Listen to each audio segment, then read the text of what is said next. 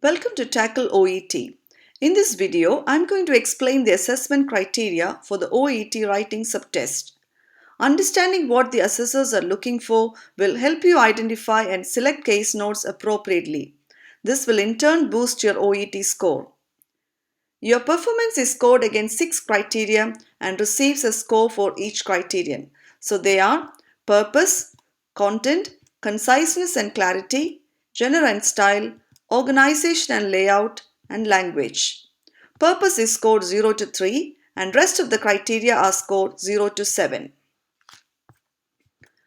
So let's see what purpose is. The first part of purpose is ensuring the reason for the letter is immediately apparent, that is, it should be immediately clear. This does not mean simply saying this is a referral letter or transfer letter, but rather providing the reason why you are writing to this particular reader. The second part of purpose is sufficiently expanding the reason for your letter. That is, you should build on what is initially outlined as the reason for writing by adding relevant details. You can identify the purpose in the writing task or sometimes in the final section of the case notes. To achieve a higher score in this criterion, read the case notes carefully to get a sense of why you need to transfer or refer the patient to the reader. Indicate the purpose of writing at the beginning of a letter so your reader does not need to spend time searching for this information. Use relevant case notes to elaborate on and support the purpose of your letter. Next is content. This criterion assesses your ability to include all the key information and communicate it accurately. The letter you write should provide the reader with all the information they need to continue caring for the patient. You also need to be able to accurately represent the case notes by transforming them into complete sentences, keeping the meaning same. To achieve a higher score in this criterion, you should have a good awareness of the reader of the letter. Consider whether your reader is aware of the patient's case and what is necessary for them to know for continued care on this case. Provide the information they need to ensure the recovery and care of the patient. In other words, do not leave out important information that is necessary for the reader to know. Be accurate. Convey the information presented in the case notes without changing the meaning in any way. You may paraphrase or summarize as long as this does not affect accuracy of meaning. Avoid making interpretations or giving a diagnosis when it is not stated in the case notes.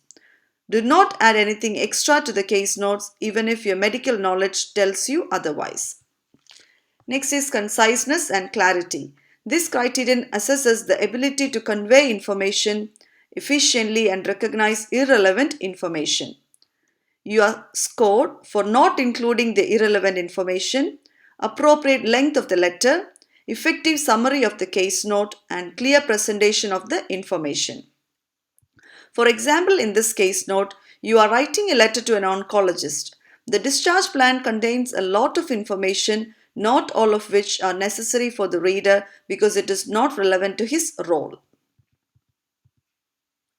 So, content assesses the information you have included in your letter, whereas conciseness and clarity assesses the information you have omitted from your letter. To achieve a higher score in this criterion, you should leave out irrelevant information that could distract your reader from the main message. Convey the information your reader needs to know in the most efficient way possible. Summarize information from the case notes when necessary. Avoid explaining key information in a complicated manner. Next is genre and style. Genre and style are about being formal, using facts rather than judgments, as well as starting and ending your letter correctly. To do this, you need to understand what formal writing looks like and how to write formally. To achieve a higher score in this criterion, you should maintain a polite, formal tone, avoid adding your own judgments and feelings about the case, use medical terms appropriately, avoid misuse and overuse of technical jargon and abbreviations, provide simple explanations if writing to a lay person like a caregiver or parent. Next is organization and layout. It covers how you order your letter and helps assessors decide whether your structure makes it easier or harder for the reader to understand. It checks If the organization is appropriate, logical and clear, the key information is highlighted, subsections are well organized, and letter is well laid out. You can organize your letter either chronologically or thematically. Organization is not just about structuring the paragraphs in the clearest order for the reader.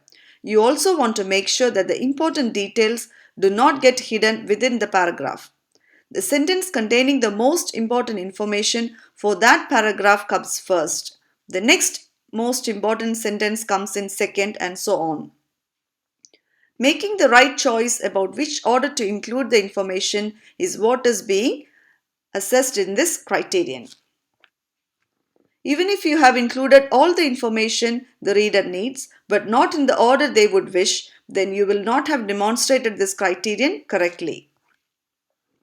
To achieve a higher score in this criterion, you should logically divide information into paragraphs, order information in a way that is most suitable for your reader, highlight information that you think is most important for the reader to know, present your letter in an appropriate layout.